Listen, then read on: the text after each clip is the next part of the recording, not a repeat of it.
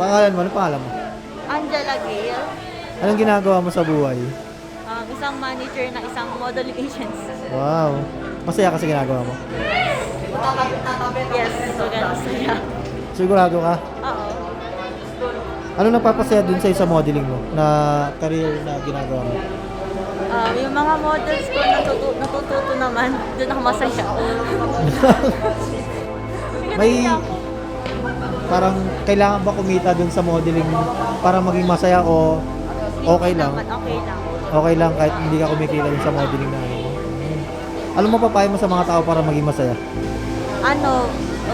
Gawin nyo lang yung nagpapasaya sa inyo at saka enjoy life.